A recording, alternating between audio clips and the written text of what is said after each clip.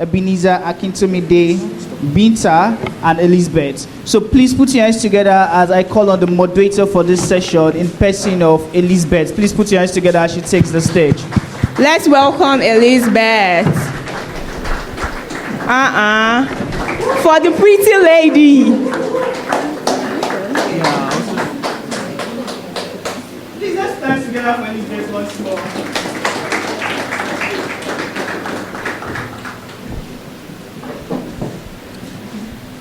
Please, Elizabeth is just a girl, so I would like to call her panelist for her.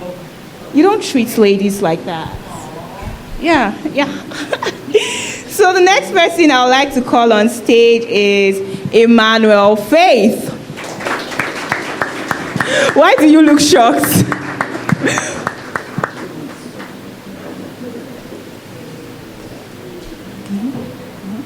You prepare. Okay. We have Ebenezer Akintomide. We also have Binta Gali. Did I pronounce that correctly? Gali. Yes. Okay.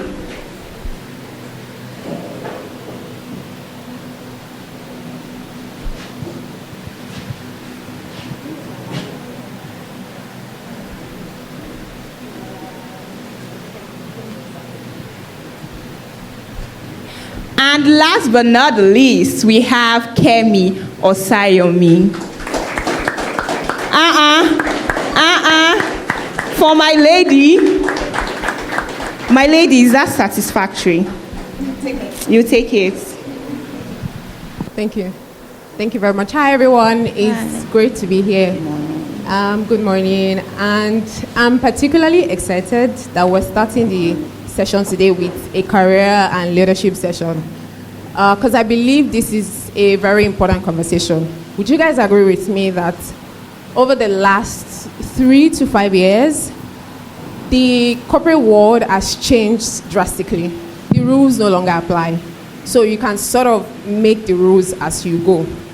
And speaking specifically about leadership, typically, again, leadership, getting into leadership positions or senior roles, it used to take about 10 to 15 years. You would have to work in one organization for an extended period of time before you even smell a leadership position. But over the last couple years, it has reduced by half. Right now, you see people 4 years into their career, 5 years into their career. If they know what they're doing, they are already assuming senior and leadership positions. And that's why I'm particularly excited about the discussion today. I'm also going to be taking notes. And I want everybody in the hall to pay close attention. These are quite important people. And on a typical day, you would have to pay for their time. So please maximize the opportunity. And yes, enjoy the session. So I will be going right into it. And I'll be starting with Ebenezer. Nice to meet you again. We met a couple months back, I think last year. I applied to CareerWise and you guys slide me, but it's fine. We're sorry. But it's okay, it's fine. I'm cool now. We can laugh now. So from a people and culture perspective, what signals tell you that someone is leadership material? What are those things that you would see that would tell you that, okay, this person is meant for leadership? Okay, so what signals leadership material? I would say it's 2 things. One is, can you do? And second is, can you inspire others to do? If I don't know something, I might be able to find a way to lead it, but if I know it and I can do it, and I can inspire others and make them do it in a way that they are really gingered, to use the word, to do it, then that shows that I'm a leader. So there's a project you want to do. Who is that person? Who is thinking beyond what have they asked me to do? They're thinking about what they need to do, and they're thinking about how can they enable, inspire, support others to do what needs to be done to achieve the objective of that project. Great answer. Thank you very much. 2 important things there. Can you do it, and can you inspire people to do it? And that will lead me to my next question, Emmanuel Faith. You coach people. I'll be starting with the first thing Ebenezer said, can you do? Which basically means competence. Do you have the competence necessary to carry out projects or the job or whatever? So how can people build these competencies that can then launch them into their leadership, positions and career? Okay, that's a good question to ask. If you are like an entry level in the house, say EL. If you are mid-career, say MC. Okay, so we have more entry level than mid-career. Great. I start by saying gather evidences and do hard things. I have been blessed and opportune to start doing hard things from the beginning of my career. And when I speak to people, especially entry level, they say, oh, I don't have experience, but you can always gather evidences. And I like to use different illustrations. If you're a data analyst, say DT. Yeah, so you're a data analyst looking for a role. You don't have experience. There are enough free database for you to build a portfolio out of, right? What I've noticed is that people are not proactive enough to sort of want to do the hard things that will give them the evidences they are looking for. Like she said, the world is like changing fast. People are looking for candidates that can do things, and there's always a signature, there's always like a symbol if you've sort of gathered evidence from doing hard things, either it's within the corporate or out of corporate. The second part, which is very important, is to look at where you want to be in 3 years. So if you're an entry-level person, say you're a people operations associate, and you want to be like Ebenezer or Elizabeth, who are leading HR teams, you want to go and check their LinkedIn profile and say, what have these people done? And what do I need to do to be at where they are in 3 years? I do that a lot. I stalk all the big global HR people, right? So one, gather evidences, like do hard things from the beginning. Your friend is working on a project, volunteer. Felix called for volunteers, raise up your hand. Someone is organizing an event, raise up your hand. Someone said, oh, I'm building this. Who is a free designer? Volunteer. Even if you don't get a job, what you're doing is that you are gathering evidences of your competence. And so when you submit a CV, it might not even be a CV. Olamide might refer you to me, and you've not done any 9 to 5. But I see on your CV that you volunteered in this stuff, you've executed this stuff, you sent me a signal of competence. The remaining is for your mother's 30 days fasting and prayer to work, and for me to be willing to take a bet on you. So gather evidences and do hard things. Thank you very much for that response. I hope we're taking notes. Please, a round of applause for our panelists. Great. So, Binta, now that we've heard that we should know what to do to carry out the project, inspire people, Emmanuel Faith has shared how to build competency. How can we then, how can we position ourselves in the organizations that we're working with for these promotions into leadership positions? Because the truth is, nobody will come and hand it out to you. You sort of have to start exhibiting some of these things, and people also have to see it. So how can you build credibility and position yourself internally for promotions into leadership roles? Okay. I think for me, in organizations, you need to provide value. It's about making sure that you're as valuable to your organization that if you're not there, they can feel your absence, right? It's about making sure that you're working on the job. I tell people something, regardless of the organization that you're working in, you're working for yourself first.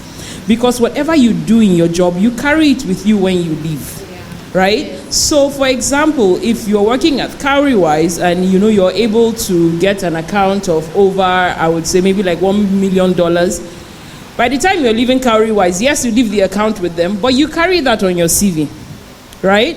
So when you go out and somebody's trying to recruit you and they see that, oh, in my previous organization, I was able to close, accounts of over $3 million, I can tell you for a fact that anybody is going to rush to hire you. So when we're in an organization, don't look at it like you're doing a job for them. You're doing it for yourself.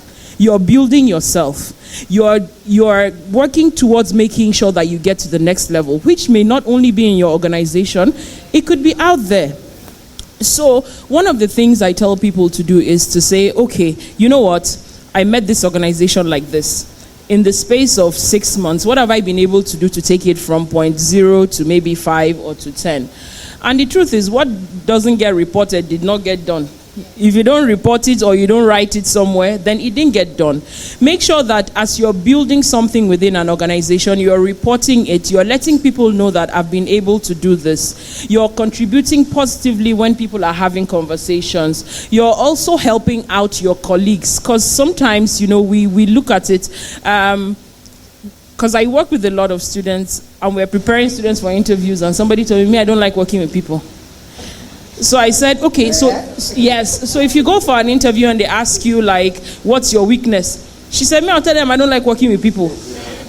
I said, oh, wow. Like, there are very, very nice ways of saying those kind of things without saying it, right? So let me give you like a tip. Like if I go for an interview and they ask me, and truly I don't like working with people, right? I would say, you know what? I see that when I work alone, I seem to be more productive than when I work within teams. But I realize that is a weakness that I need to work on. So what I've tried to start doing is that instead of working on my own at home, I've been going to co-working spaces, working with other people, just to give myself a feel of how it would be to work around people.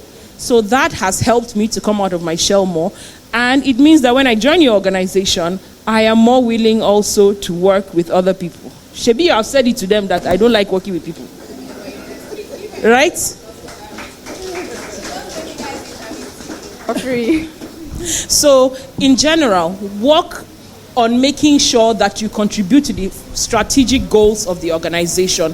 Make sure that you're adding to their value. I know the previous speaker said, it's not about only saving us money. It's how are you helping us to make more money? How are you helping us to bring more value to the organization? How is another customer paying for our services because of the services that you offer them? Position yourself well. Dress up nicely. Go to the conversation, contribute something, and I tell you that it's much easier than you think.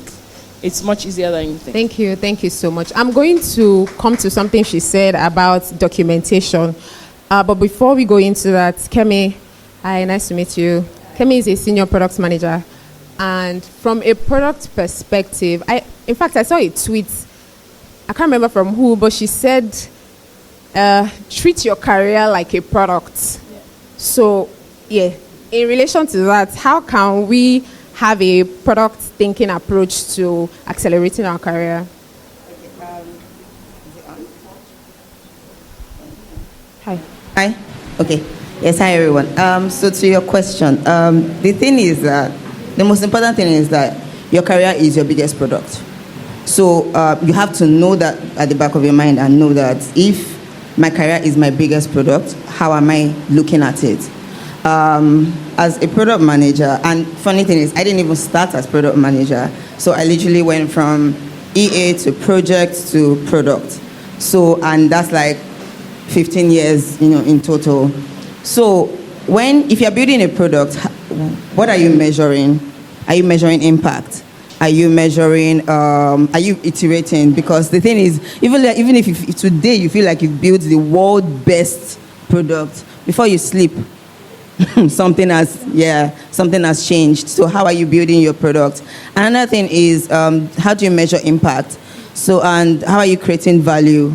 I wanted to speak to what the lady had asked about when she something about working 5 years in finance and not knowing, do we do a retrospective as, in our careers? I've worked in a company, so say maybe 1 year, 2 years, 3 years, 5 years. In the first 3 months, please don't let anybody pressure you. All those 90 days rule, what impacts? If you are working here, yes, if you are coming into a company, the organization is looking at what value is this person bringing into our company, right? And you are there, you're feeling like, I just the balance, or I just want balance. And there's this thing, if you're not an entrepreneur where you're paying salaries, you have this thing like, as long as they pay my salary, I'm good to go. But no, you don't do that, because if you do that, that means you are not learning. So, are you learning? Are you bringing impact? Are you creating value? What's your own, even you as a human being, what's your own unique selling proposition? Like, do people call you and say that, if I call Kemi will know the solution to this problem? Do you understand what I'm saying? Like, if this is what is going on. And like Fola said earlier, if you have this question and you need a solution for it, if that's where the question is, everyone is looking this way to know where the problem is and to know where the answer is. But are you looking from this angle, like looking from the inside out, or looking from the outside? Do you understand, like that kind of stuff? So, for you to do all of that, you have to do a retrospective and say, okay, I have worked in this role for 1 year, 2 years. Okay, what have I learned? What has the company gained from me? Not me gaining from the company alone, but what has the company gained from me? How have I been able to impact them? Then mentorship is another thing that is really underrated. Like, who is mentoring you? I tell my mentees, like, if you don't write down everything, because see, idea is fancy. You can have 5 million fancy ideas. You can sit and feel like, well, let me open a police station today. Tomorrow, let me open a cyber cafe. You can want to do so many things, but are you looking at what is my capacity right now? And because we're adults, adulting is chasing us literally. Like we can't keep up, right? So how are you able to measure your impact, measure your value, identify your own unique, selling proposition, and by the time you do that retrospective, you would know the kind of product you're building in yourself. Interesting. Thank you. I hope we're taking notes. Thank you, Kemi, for that. And that will lead me to my next question. We've built competency. We know what the traits of leadership are. We know that we're supposed to do things a certain way. Now, you've done all these things. You are adding value. Another problem that I see is that people struggle to document and communicate their impact. And that is very important for leadership. So again, Ebenezer, how would you want people to approach communicating, documenting, and selling themselves as an HR professional that you are to leadership? How can people just package themselves with what they've done? How can they communicate their impact to leadership? So how do you communicate value, essentially? Yeah. First off, starts with why. Why are we doing this? So you're working in this place, they want to raise 50 billion naira, and you are a brand designer. Your role is to put the graphics together for them to communicate out there that, hey, we need to raise 50 billion. So you go to the corner of your room, you pick up your laptop, you've done that, sent it to those that would, use that maybe on social media, all of that, events. Your work is done, right? But you can make a post at the end of the day about how we set out to raise 50 billion, and this is how a little idea, maybe some design challenges that you had, this is how you solved them, and at the end of the day, you raised 75 billion. So it's always around connecting it to the ultimate goal in a way that even if you don't tell that story, those that own the outcome will tell the story of that success, and they are more likely to remember the part you played. That's the part where interpersonal skills come in. So I don't just do my design, go home. I'm engaging the leaders. I'm asking for feedback, such that there's something that someone said earlier that makes you stand out. And then when they're talking about that 75 billion, they remember you, even though you were not at the event where the people that gave the money wrote the check. But you've been able to do your work well, communicate the value, and also you've been able to make yourself visible to those that will tell that story, such that that story cannot be told without you. Great. Thank you. Thank you very much for that. Another thing that I see in the employment or corporate space is people don't understand what is important to organization, right? You see a lot of people saying that, oh, I put in so much effort, I'm working hard, but it's like the company is not recognizing all of my hard work, which is where all of these things that we've talked about come into place, having interpersonal skills, adding value, contributing to conversation, having interpersonal skills, being likable to work with, having competence, all these things. So I want to ask, what's the difference between, Imane Faith, this is for you. What's the difference between hard work or a hard worker and a high performer and high potential? What's the difference? Because people will come and tell you, oh, I work hard, but just working hard is not going to get you that promotion into leadership. So what are the distinct differences between a hard worker, a high performer, and someone who has high potential? Okay. Yeah, so hi again, everybody. That's an interesting question to ask. So ask me. I think that an average 9-to-5er in Nigeria is an hard worker. Yes or yes? Yes. You guys are battling NEPA, MTN, Airtel, and a lot of other things. So I genuinely think that if you're a 9-to-5er in Nigeria, some of you are even doing like 2 side hustles to join. You're already an hard worker, right? You know yourself. You people that are stressing HR. I do think that the difference between like an high performer and hard worker is that an high performer does the hard work that matters to the business. I say that again. An high performer is an hard worker that does the work that matters to the business. Now, I'm going to speak to entry-level and like mid-level professionals. So, and I'm going to try not to use HR in Jesus' name. Amen. So, say I'm going to do practical stuff, designer, right? So, we hired practical stuff again.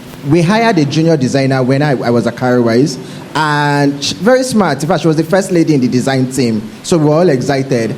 And of course, a junior designer, you don't have like a business goal or business achieve 50 million. But guess what? In the first week of onboarding, because CareerWise still does have a very robust onboarding, we do this rotational thing where they sit with CX team. So they speak to customers. And we don't tell them what to do, of course. We just say, go chat with customer experience team. And she realized that the calls that she received, some certain customers complained about a certain page, just a small page on the app. And then she went to redesign the page. And then she showed it to the team lead. I said, and again, if you know CareerWise outside in, when it comes to design, I dare say that they're like the top 3, top 4 when it comes to tech. So you can already imagine how perfect whatever design she was correcting was. And then she corrected the design and she pitched it to the head of design, who is an extremely meticulous person, an extremely amazing designer. And it was like, oh my God, I've never thought of designing this page this way before. And then they pitched it to the CTO, and a new joiner reshaped the project flow, the comms flow of our app in like the first 2 weeks. She got the raise in the first 3 months. Like as her probation was ending like this, she was getting a raise. Right? And that was not even like a business problem that we knew existed. But by sitting with the customers, again, she absolutely had no reason. She's a designer. She had no reason to be in the CX team, gathering feedback. But she was proactive enough. She thought, okay, this looks perfect, but there must be a gap somewhere. She did a design, she pitched it, and she got the raise. Like, I remember the conversation went, like, how much is she earning this? Please increase it by this certain percentage, right? So, of course, she probably got promoted because I left. She probably got promoted later down the line. So, what is the business biggest problem right now? What's even the problem that the business have, and they don't even know that they have? Look for it and solve it and see how other things follow through. Thank you. Fantastic. Thank you very much. Yes. So let me just quickly add a bit of theory to that, right? I think Faith has correctly defined what it is to perform highly, but the potential bit is where it gets tricky. We are selling food today. Tomorrow we want to sell paper. If you cannot sell paper, you may be high performer today, but not have potential for tomorrow. I'm an IC today. I only work on my own. I don't lead people. I don't work along with people. I just do my bit and I go home. If the next level that I need to get to is where I have to lead people, interact with, inspire people, and I can't do that, I'm not high potential for that. So high potential is whether I'm doing well today or not. If you look at what we are doing tomorrow or what is next for me tomorrow, I am already prepared to do it. So that's the potential bit. Great. Thank you very much for adding to that. And that is basically adaptability, to be honest. So how can professionals, mid-level or entry-level, how can they continue to stay adaptable in the business environment? Because really, that's how you grow in your career. How can they stay adaptable? Well, contrary to what, is it physics? Hey, God, I was a science student too. You know how they say the higher you go, the cooler it becomes. Unfortunately, that's not how it works. When it comes to career, the higher you go, the more the expectations are. And you need to be able to switch and adapt the higher you go. Because today you may be doing something and tomorrow the business is taking on a new direction. You need to switch. You need to be able to switch. And the way you can do that is having a varied set of skills, right? So I'm an advocate for, once you get into a job, once we have a new recruit and they're onboarding and they go around the organization, when they bring them to me, I say, what's your exit strategy? And they're wondering, Auntie Shebe, I just got this job. They have not even paid me first salary. Which one is exit? And I say, your exit strategy doesn't mean like you have to leave the organization. It means, what's the next thing you're aiming for? What's the next position? What's the next role you're aiming for? And I want you to start thinking about it today, because you start building yourself for it for tomorrow. Right? So just like he said, I go on LinkedIn, I find, the job that I believe I would want to do in the future. And then I go and I look at the job requirements for that role. And then I match it with where I am right now. And then I can see that, okay, you know what? I don't have this skill, I don't have that skill. Maybe I should go and get a certification in this. Maybe I should go and, sign up for this course. So for example, I looked at myself and I said, okay, I'm in senior management. If I want to go to C-suite, what do I need to do? So I started looking at all the C-suite roles, and it seems like for you to enter C-suite, you need to have understanding of budget, of, finance, of, bottom line, EBITDA, and the rest of them. I said, now, wow, this thing, no problem. What did I do? I went and took a finance certification, and now I'm a chartered management accountant. Now, please clap for me well, because that thing showed me shege, but we came out on top. The point I'm trying to make is, right now I'm not using it in my room, but I know that a time will come that I would apply for a position, or there will be an opening within my organization that would require someone that has an understanding of finance and this. And then they would now say, oh, this person has this and has an understanding. Or even when we are having conversations, strategy meetings, I will contribute to a bit, and they will be like, how do you know that? I know that because I'm a chartered management accountant. You understand? So just going the extra mile to step out of your comfort zone. Because I know it's easy for you to, you're a data analyst and all the things you're learning about are just about data. At some point at the top, it becomes varied. You are now looking at the business side of things. You may not necessarily even be doing data analysis the higher you go. You have people running, doing all of that. But then, are you able to sit in a room with investors to have those conversations? Are you able to provide strategy and direction for the organization? So you need to have a very set of skills. And that's how adaptability comes. The more you know, the better you are at doing things that are not in your comfort zone. So that's what I think. Yeah. That was a perfect answer. Thank you. I also want Kemi to add to that. You mentioned when you were talking about product level thinking, that as a product, you need to be iterating no matter how perfect you are, which is also adaptability. Yeah, so exactly. What do you have to say to that? How can we stay adaptable? So I would say for you to stay adaptable, you have to learn and unlearn quickly. So like she said about courses, so when you start your career, or when you are trying to maybe transition and you're starting your career, you will be rushing to do certifications. You could do almost 10 of them, and you will now get there and realize that they didn't even need this, or this didn't even get me into what I really need to do. So don't get, I think it's my mentorship that's speaking here, don't get muddled in that whole trying to get certification thing, because you'll get overwhelmed. So, and figuring it out is not one of the easiest things. So another thing is, when you are working, communicate what you are doing. Don't just assume that because you have sent me the document, I know what it is that is inside that document. You have to explain it to me. You have to show the metrics. You have to do this. And I always say something. One thing, another African problem we have is that I don't want to say we don't brag about our work, but we do not actually brag about our work.